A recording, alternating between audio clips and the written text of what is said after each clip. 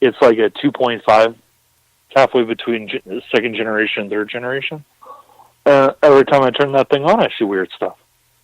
It got so bad that I got a mount for my iPhone, so I can just set up my iPhone on a tripod. If I walk out the door, or if I go to bed and I come out the next morning and I get my phone, it's like I'll catch at least something, at least one every 2 or 3 tries. Oh yeah, and that's just until the battery goes dead. I mean, it's not all night or anything. It's true. I mean, you see stuff, but it's always been there. People just don't look. They hide in plain sight. People just don't look for it. Well, I think the average person... if they looked for it, they'd see it. I think the average person doesn't even think about looking at it, or they have this block in their mind they don't want to know. Well, my philosophy professor, when I was in college, he was a very wise man. And, I'm from near San Francisco, so this is a kind of San Francisco-centric thing. And we're talking about the allegory of the cave, Plato's allegory of the cave. And basically, he enters the cave and he sees these people, and they will not leave the cave. They can't, but all they can see are shadows, and they are just shadows, and because they can't see the exit, right? And it's a kind of argument about being able to see things. And he said, in his professional opinion as a philosopher, he said that 90% of the world is perfectly content with a six-pack and the 49ers. Now, I'm not saying having a six-pack and watching the 49ers is a bad thing. I don't believe that. Okay, but what I'm saying is that they're happy to live in this containerized world, this containerized consumerist world, trapped in their suburban, their suburban fortresses, that they don't look around and try to see what's going on around them, and it makes it incredibly easy to hide, because you just hide in plain sight. They could fly a bona fide UFO right over the downtown, the town I live in, and like 99% of the people would not see it. Well, because they're not looking up. Yeah, but the 1% that does see it will be convinced it's not really a UFO. Oh, yeah. They'll be convinced it was something else because, they're brainwashed. Sure. They're going to argue about it. Right. That's what scares me. True. Like our country, just like I think Germany perfected propaganda, during the 30s and 40s. I mean, all the way to the virtually... Actually, go ahead. It was the Germans got it from an American. It was named Edward Bernays, and he wrote a book called Propaganda. And he was the one that came up with the model that Goebbels followed, which is if you tell the lie enough times, people start to believe it. And that actually came from a guy named Edward Bernays, and he's like the godfather of propaganda. Well, the Germans... He wrote a book called Propaganda. Well, the Germans took it to a new level back then because they had their Absolutely. people convinced all the way up to maybe the last couple months of the war that they were still winning, and I mean, they didn't even know what was going on, in the concentration camps. They were so brainwashed. But it's easy when you have an authoritarian society because, you look at 1984, right? The whole H2O thing, or not H2O. But you look at 1984, and what is it, right? You can see it happening today. That they have this idea of newspeak, and it's like we have newspeak now, right? When you watch cable news, I don't care if you're on the right or you're on the left or you're in the middle or you're in the north or you're south or east or west or blue, green, or orange. What they're saying are condensed down to sound bites. They're not saying anything of substance. Nobody does. It's not one particular person. It's everybody. And they'll lock on to one thing, and they'll just exploit it. And in their doing that, you're missing the bigger picture. That could be bad or it could be good. You're still missing the picture. And I'll give you a great example of how this works. In the conspiracy world, for a very long time, I used to see a lot of postings. There were reposts and retweets and rebroadcasts and re-this, re-that of RT, Russia Today, right? And Russia Today would send would have these postings like, Barack Obama is going to declare martial law, right?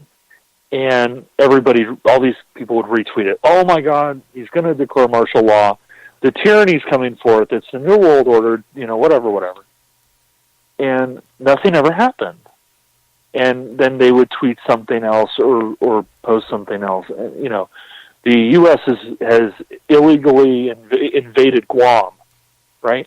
And it's like, no, we have an agreement with the Guamanian government. We pay rent for the base.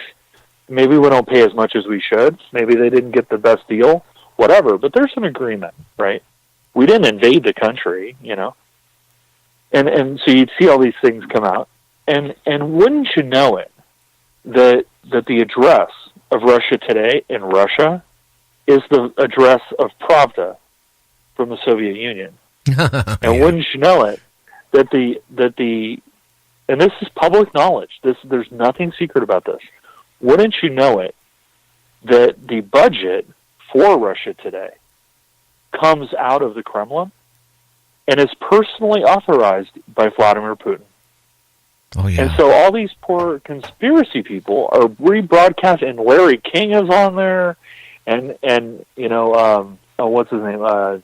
Jesse Ventura's on there, and they're and it's like, great. So you're on the Kremlin payroll. I don't think they realized it at the time, but it's like you're on the Kremlin payroll. And I'll tell you a great way to, and it's all disinformation, it's all propaganda, right? And I'll give you a great example that on Russia Today, if they're talking about an event in England, right? They have a Russian person, a Russian reporter. Well, they don't do this as much now because people caught on to it, but they would have a Russian reporter reporting on this event in England in English with an English accent. And if they had it happen in the south of the United States, they would have a Russian reporter reporting it in English with a southern accent. And if they had something that happened in Italy, it'd be in Italian with an Italian accent. Because all those people that are reporting, just like a guy when I was a kid named Vladimir Posner, they came out of the intelligence language schools in Russia. And in Russia, in their language schools, they would teach you the dialect. So they would teach you West Coast English, or they would teach you Southern English, or Eastern English, or Midwestern English, and they would teach you the ideograms and the kind of the kind of idioms of the various parts of the country. And so Vladimir Posner was trained that way. And when I was a kid watching him in the 80s, when he would come on, they're doing the START treaties or whatever, and they would do a thing where, it was Tom Brokaw and Vladimir Posner, debating, SDI or whatever, right? That guy spoke English so well that he probably speaks it better than I do. Oh, yeah. Yeah, that's so true. Yeah, and I'm a native, American, and he probably speaks American English better than I do because he was trained. Well, don't forget, Russia one time, or the Soviet Union, or whatever you want to say, during that time, they really made a point. They had so many sleeper cells in this country, and and we don't even know how many. I'm sure we do, but they really did, to the point where you think you're talking to a normal person, and they're just waiting for something to happen to do their little job, and that's what they were trained for, from a little kid all the way up to a certain age. Oh yeah, well, in the Soviet Union, they actually had cities. They were out in the middle of nowhere, and they were American cities, and they were built to American architecture. They drove American cars. They spoke English, they ate cheeseburgers, and they were being trained and conditioned to operate as sleeper cells inside the United States. And I'm sure we did the same thing too. We did those things to each other, but it shows you the lengths that they go to.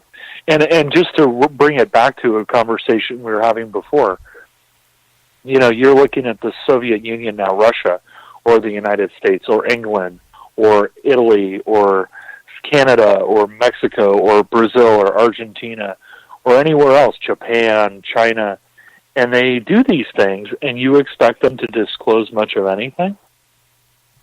No. No. Mm-mm. No. And, I like conspiracy stuff, but I'm a firm believer that some secrets should be kept, right? That there are secrets in the national interest that should be kept because they keep us safe. And we live in a world that has secrets, and we need to respect that. But it's like, the notion that anybody's ever going to tell you anything is it's a fool's errand. That's why I think when they came out with this Space Force, and there's a whole thing about how you would have to create that. You'd have to have the Congress enact it. And I think I read that it took them 86 tries to create the Air Force. Oh, yeah. So you have to get Congress to agree. Then you have to take all those resources out of the Air Force and the Navy and the Army and centralize them. Then you have to build an entire bureaucracy to manage it and to run it. Then you have to carve out a budget. It's not like this prognostication of, we're going to have a Space Force now, let it be so. It's not that simple. That's why I think that him saying that is either a distraction for something else going on. Well, what do you think? What do you think could be going on? What do you think? I mean, I have my feeling. Like I said, I have my feelings. You must have some gut feeling. Oh, you mean with the Space Force? Yeah. I think that it's in preparation. I think that they're starting the long and drawn out process so that they can actually create it. Because the Air Force talked about this 20 years ago, and it's been in something that people have been contemplating for quite some time. And I think that they're going to roll it out eventually. And once they roll it out, they're going to go, "Hey, check out all this cool stuff that we inherited from the Air Force." Yeah, we've got the Space Dagger plane, and then this is the Helio rocket, and it's going to be all this. It's going to be show and tell for stuff that they perfected 20 years ago. Right, and they're going to fly it around, and now every time we see an unidentified object, don't worry, that's the Space Force keeping us safe. Yeah, but I think and so they diffuse the actual secret space program. Yeah, because anything they're going to show us, the technology with spaces not being what they probably already have. Oh no! I mean, Oh yeah. So I don't know. Well, there's a famous quote from the guy who ran the Lockheed Skunk Works, and the head of Jan Harzan, who's the head of MUFON, which has its own issues, but he's the head of MUFON, and I think he's trying to kind of redirect it into a more positive space now. But he's a Caltech guy, and he was at the alumni dinner, and he sat there when the guy came out and said, "You know what? Not only do we have the technology to take ET home, I got the contract." Wow. Now, you're talking about the head of the Skunk Works. You're not talking about somebody who's given to making grandiose, dramatic statements. This guy, everything that he managed is covert. Everything he managed is black. He can't tell you anything that he built. He had to engineer a way to tell you how sophisticated he is. He can't show you. He can't talk about it. He can't demonstrate. He can't do anything. So if he's going to say that, that's pretty impressive. But I think it's a preparation so that they can start to diffuse this interest in the secret space program, which I would argue to you is actually starting to wane already. I don't know. Yeah, you're probably right on that. My concern, is that some of these people who think they're seeing a UFO from out there is not a UFO from out there. It's from, wherever here. Oh.